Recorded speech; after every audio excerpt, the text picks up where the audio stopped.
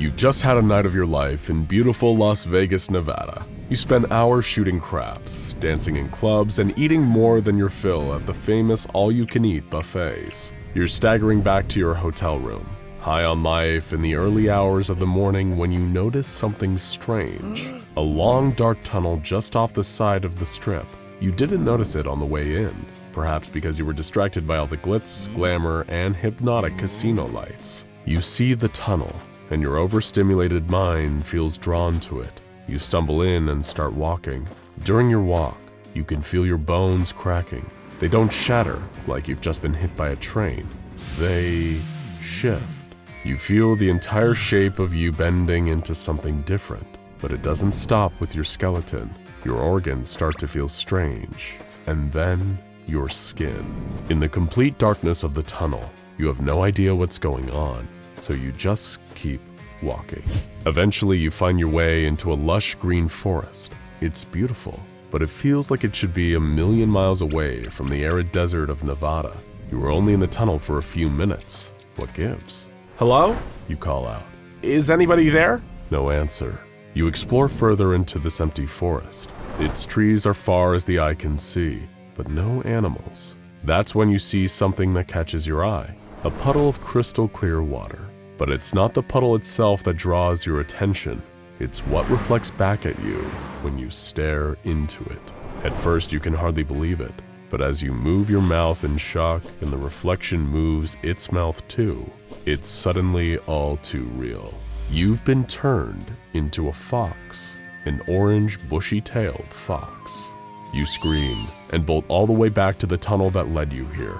You sprint through and feel your entire body changing once more. When you finally hit the wall of dry Vegas heat on the other side, you're human again.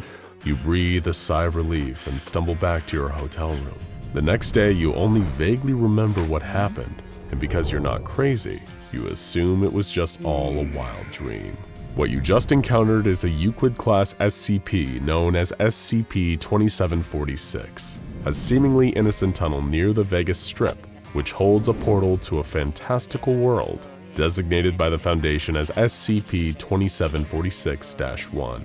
By the time the Foundation discovered and secured the SCP-2746 tunnel and began sending their field agents and researchers on fact-finding expeditions inside, the place was already a ghost town, a forested landmass approximately 111 kilometers in diameter, with no notable signs of life.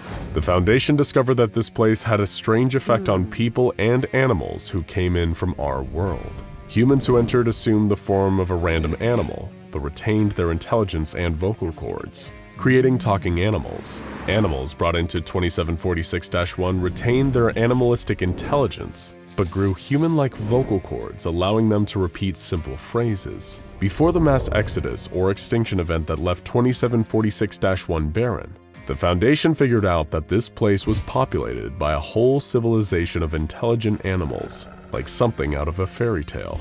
These animals, through a mix of brains and magic, were able to leave written records and create impressive architecture, like homes and places of worship.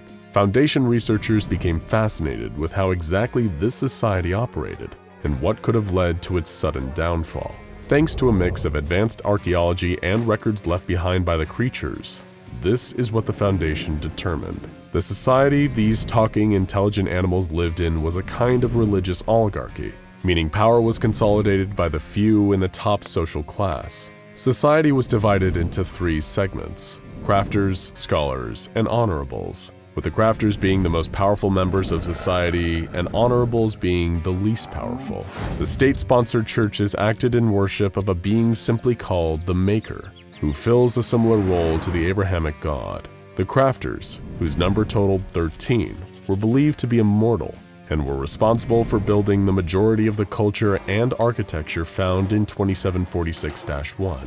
The scholars acted as their wise assistants, and the honorables were a mixed class of artists, carpenters, and artisans. It seemed that this culture had a pretty good thing going. No system of currency was ever invented, and the economy operated on a barter system. The Foundation believes that initially, the citizens of this world didn't need to eat to survive, and so only needed to barter for material goods. Though it's worth noting that the conditions of immortality only apply to natives of this region.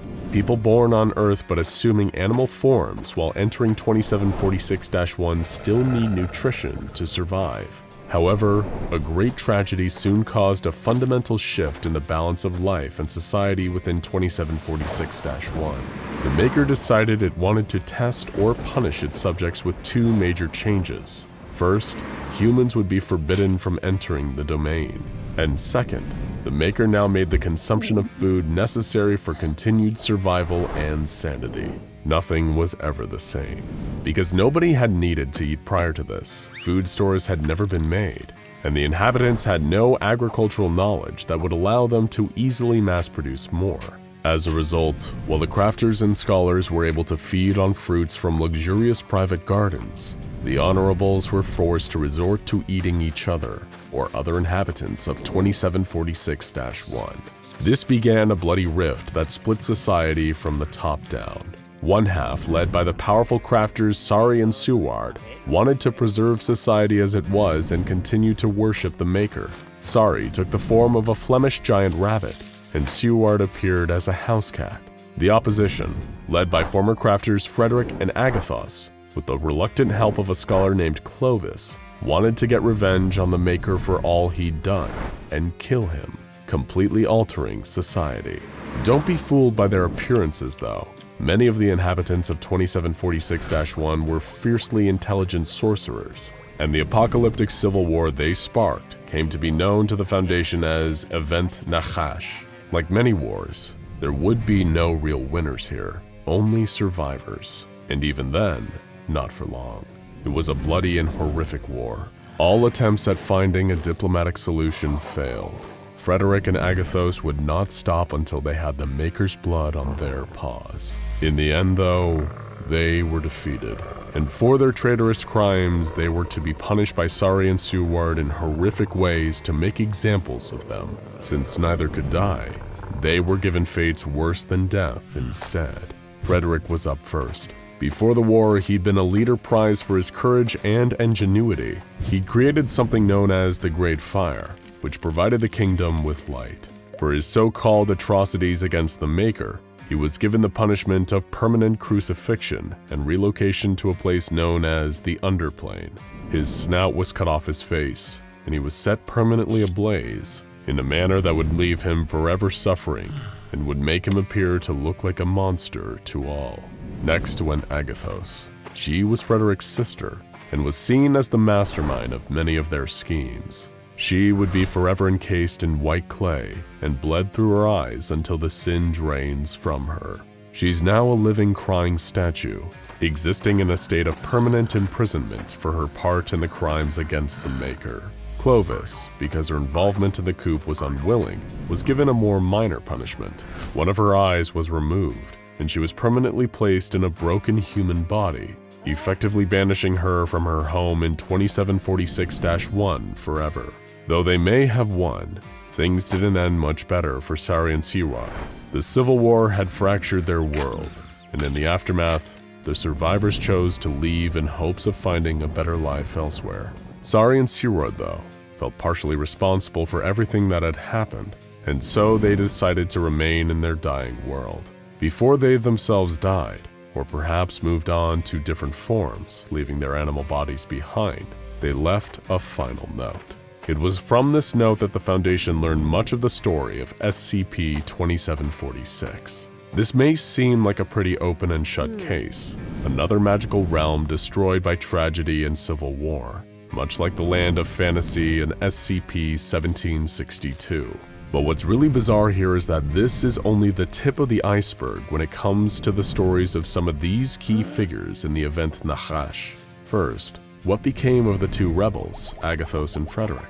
Today, they're two parts of the feared and deadly SCP-1913. Frederick, now going by Freddy, is a nightmarish faceless fire demon in the form of a dog, slavishly devoted to the protection of his sister, Agathos, now known as Agatha, still trapped in white clay, her leaking blood now deadly to the touch. Clovis is still believed to be in league with Agathos and Frederick, and may now be related to the sinister SCP-1903, a one-eyed rabbit-like human. But strangest of all is the possible truth behind Sari and Seward, the two devotees to the Maker who remained in 2746-1 until their very last breath. In all likelihood, these two were once agents of the SCP Foundation's infamous Las Vegas branch. They took on these more animalistic forms after their deaths. Sari may have once been Agent Sarah Crowley, a Japanese-American woman who died in the line of duty in 1960. Seward was once Dr. Stuart Hayward, Crowley's partner, his new name acting as a kind of fusion of the first and last name he had in life. This is only the beginning of the animal-themed weirdness occurring around Site-45, the Foundation's Vegas branch. But this series of anomalies, collected under the term Pitch Haven, will have to wait for another video. After all, you know what they say, what happens in Vegas stays in Vegas. Now go check out SCP-001 The Scarlet King and SCP-2317 The Devourer of Worlds A Door to Another World for more mind-blowing accounts from the SCP Foundation.